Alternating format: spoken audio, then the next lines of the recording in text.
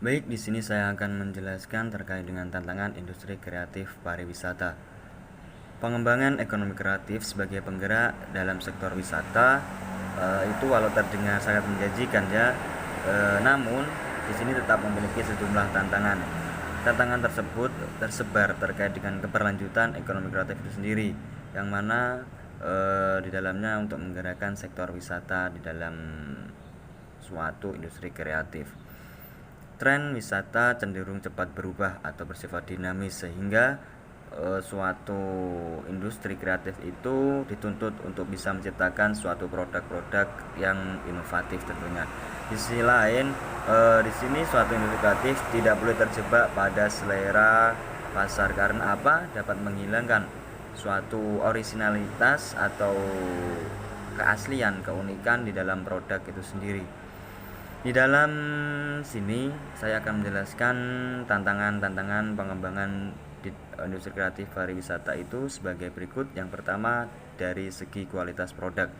Dengan bertumbuh pada pengembangan wisata, maka produk ekonomi kreatif itu akan lebih berorientasi atau berfokus pada selera wisatawan dan diproduksi dalam jumlah yang cukup banyak sebagai souvenir dan lain sebagainya.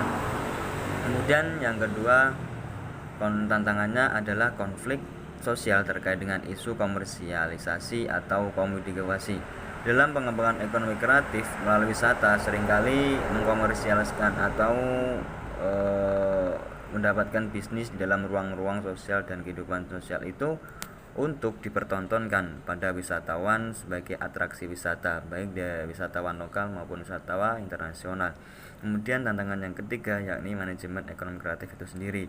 Ekonomi kreatif seringkali menyajikan produk-produk yang berbau isu politik ataupun isu sosial yang sangat sensitif, yang misalnya rasis ataupun yang lainnya yang mengangkat ataupun yang mengisukan tentang etnis dan lain sebagainya.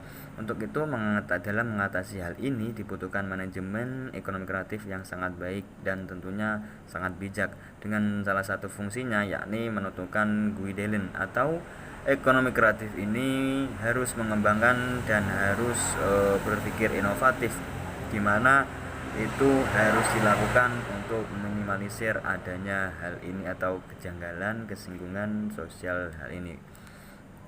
Mungkin itu yang bisa saya sampaikan. Terima kasih.